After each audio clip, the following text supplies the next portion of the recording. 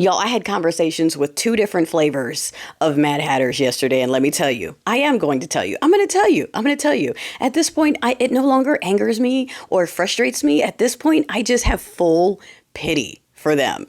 Like, as they're talking and as they're getting upset and as they're defending things that don't fully make sense because they only have pieces of information, I'm just looking at them like, wow. And they're like, yeah, you're getting mad, aren't you? I can see it. You're triggered, aren't you? Yeah, you just hate my God King, don't you? And at this point, I'm just like, nope.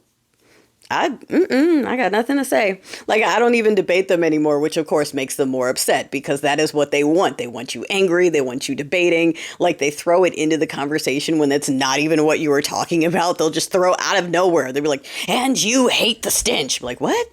Weren't we talking about dinner? It's like Tourette's. They're just like, the stench. And you're like, okay, calm down, take a breath. No one said his name, okay? No one said it. Calm down. No one said your God King's name. Calm down. So yes, the two flavors was steeple people flavor and deep-seated anger flavor. And I can tell you right now that neither one of them are paying attention to anything outside of their preferred channels. So on the steeple people side, they are only listening to Fox, Newsmax, OAN, and whatever comes out of the pulpit. Okay, so they're defending things that they don't even understand. We had to explain to them yesterday why putting a podcaster in charge of the day-to-day operations of a three-letter agency was not a good idea. And they honestly believed that because the dude had like 2 hot minutes of blue bacon work once upon a time, that made him qualified to be the deputy director and oversee day-to-day operations of a 3-letter agency. Because he used to be a cop. We don't know what we're talking about. We must be bored or something. Of course he's qualified. Okay, so that was the steeple people one. They're defending this shit. Okay, gone. We know that. But the other one is interesting to me because very, very intelligent, but very angry, and does not pay attention to anything. No news, no social media, no nothing. Just the word that comes from their government and military colleagues that are very, very staunch conservatives. So a lot of the opinions that come back are based on just that very tiny bubble of where they are. And everything else is that. So they're unaware of everything else, and they're not religious. So I'm actually waiting for them to get back to me on the whole faith office and anti-bias task force, because this is my friend who lost the opportunity for their federal position that they had been vetting for months, because when you're qualified, they vet you, and found out that's not going to happen. That got shot down in the freeze. And so they're upset, and they had to like do the mental thing of, I'm upset, but it's okay. I believe in what they're doing. I'm like, oh boy, so you're gone.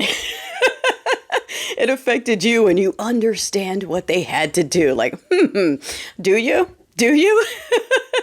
Yeah, there's a lot of overspend and, but this one is on the other end where in their perfect world, no one exists outside of STEM workers and all the low wage jobs are done by AI and robots. And there's just trillionaires and engineers and that's the world. Like, and getting them to understand, like, okay, but society can't really function like that. Also, so everyone else is just supposed to starve? Like, what? But like I said, that one's not religious. So I was like, okay, cool, fine. I'm not even going to argue on everything that's wrong with that. I just want to say that if you're fine with losing your opportunity because you want to cut, overspend, and waste, how do you feel about the taxpayer-funded faith office and faith police? How do you feel about that? Or is that wasteful dollars, or are we cool with that? So I'm going to let you know. I'm going to let you know what they had to say about that. But yeah, at this point, they don't make me mad. I'm just like, oh boy. All you got to do is like, you're almost there. Just complete the circle and come to this side. I know it sucks. I know you don't want to admit that you got and that you are wrong, especially for the ones that are smart and are like, how'd I get got? I'm too smart for this. I know it's hard, but come on over here. The pitchforks are ready and the tiki torches are lit. Come on over here. Join us.